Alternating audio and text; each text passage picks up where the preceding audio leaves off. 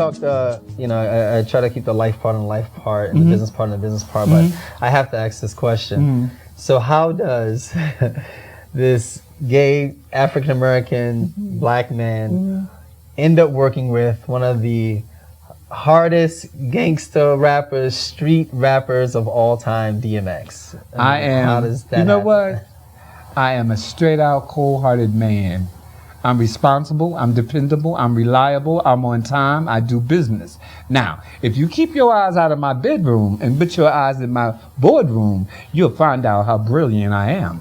So let's just understand. Don't get this mixed up. There's peas and there's corn.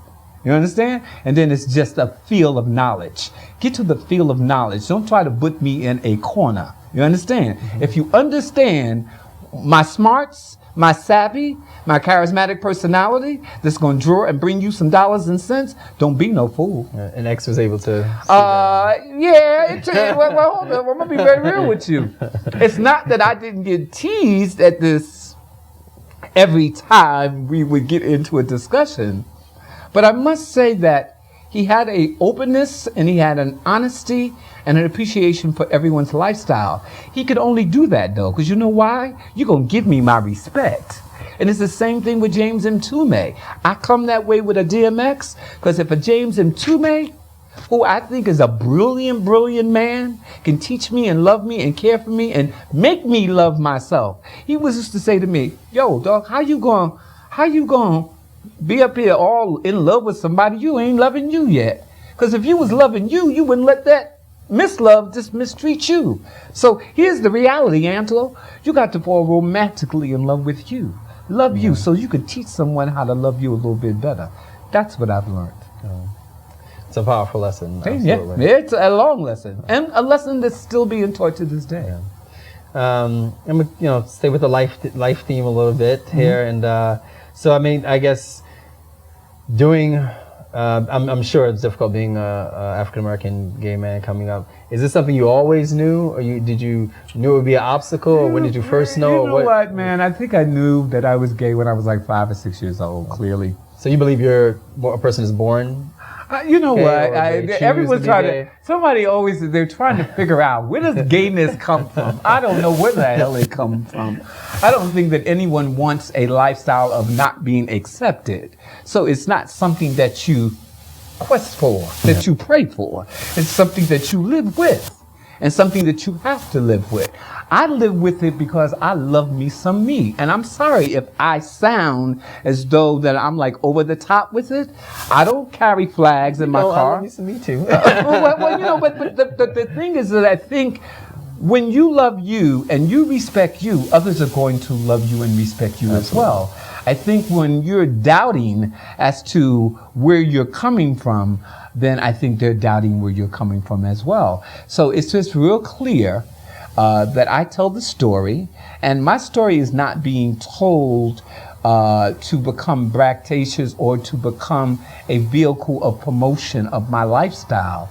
But I do believe that to do God's work is to teach and to educate his children. So if there are young people out here going through what the obstacles and the hell that I had to go through by being who I was. See, there's a clear thing. I was accepted at 15 and 16 years old because I was a designer. I was a dancer. I danced for Ailey for 2 years. I created for Ailey. So I'm not getting what the other little gay boy was getting coming down the street. You understand? I'm an accomplished gay man, if that means anything. But I also had to understand that the difficulties of being bullied. Back in my day and time, it wasn't bullying. It was that they just picking on you because you was a faggot. Oh, Angelo, please don't use that word. No, in that day and time, that word was used to describe my lifestyle. So it becomes really important for me that I become a vessel, that I become a tool and a voice to my community, not just for the young, but for the old alike, to understand about how we have to go about being accepted in this gangster America, or in this gangster world that we live in. And we have to understand that we have to reach one is to teach one. And my life is a gift from God that should be shared by many. That's my formula.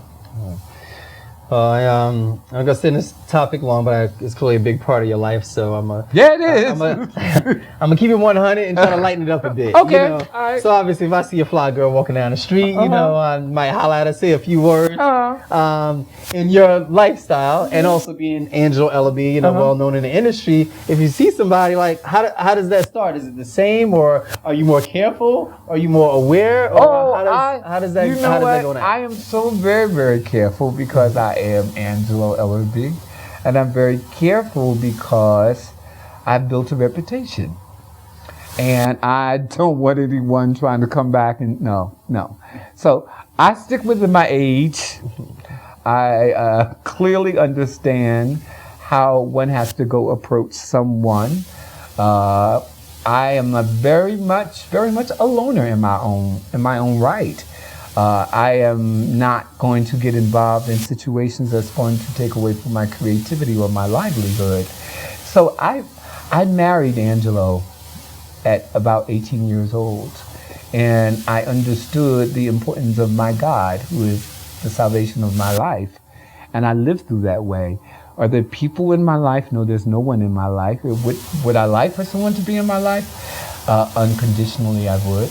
Am I smart enough to understand that I don't look like I looked when I was 25, and now that I'm 55? Hell no, I know that I don't. So is it the physical or is it the financial? Which one is it? Eeny, meeny, miny, mo. I select that I'd rather be with me. Yeah, and with all due respect, that has nothing to do with gay, straight. The money is the money. Well, guess what? My money is my money, and your money is your money, right? Yeah. If I choose to share my money or my worth, let me do it. Yeah. Don't come into the picture thinking that that's what the prize is. Because the prize is you're gonna get a trick and a treat at the same time. Yeah. So with all that said, what's the places you like to go, party, travel to? What's your hangout spot? My hangout spots is sometime my downstairs living room or this room. I don't go out a lot. I do love the theater. I go to the theater a lot. I don't hang in clubs. I am really focused, man. I'm really focused. And you know, I was never that kind of go out kind of guy. I'm a mama's boy. Now you had some very entertaining and interesting clients. Yeah, so that was enough. So when you're with them, what's the most fabulous place you hung out with them? Oh my God. Like to go with them? You know what? I'm a fond admirer of Dionne Warwick. I love Dionne Warwick. I'm romantically in love with Dionne Warwick. And I tell her every single day, and even through my house, you'll see there's a picture of Dionne Warwick through my house, only because I love this woman because she strives for excellence and nothing knocks her down. And if it does knock her down, she's back up at it at the next go around. She's taken me all over the world. She has been my second mother. She's been my supporter and my keeper. We work together on AIDS issues. We have created so many AIDS organizations that is her heart. Truly, it's my heart. Oh my God, I don't know. Dionne has taken me everywhere underneath the sun, and so she would be the special one that I go do whatever I go to do with. And yes, there is a difference in age, but the love of her heart and such a giving woman is what I want to grow up to be. I want to grow up to give back the way she gives back. Yeah. Well, so no, I don't go to the club. I don't even hang out. I did go back in the day. You did your Studio 54 because you had to go there and do your little connect things. And if you can get in, you was the thing back then. Clubs, dance clubs, CeeLo's with Kevin Hedge. It's a friend of mine, so maybe. Yeah. But I'm really much a homebody. Very much a homebody. Yeah. So before we go, I would like to wrap it up with our famous speed round. Okay. So here we go. You ready? I'm ready. All right. Money or power? Power. Power. A book you're reading right now? The Supreme's life story. Okay. Your favorite vacation destination? Jamaica. Your favorite restaurant? Oh my God, that stumps me. I don't know. You don't know? Your favorite restaurant? No, okay. I know. Would you rather be gay or straight? I'd rather be me. You rather be me? Very good answer. What was the best day of your life? The day that I met God. Oh, powerful stuff. So, Mr. Ellerbee, I want to thank you so much for allowing us into your business and a little bit into your life. And I cannot thank you enough for allowing us to have this time and sharing all the information you shared with us. And for all of you watching, I want you to tune in next time for a little bit of business, a little bit of life with Kyle Donovan. Thank you.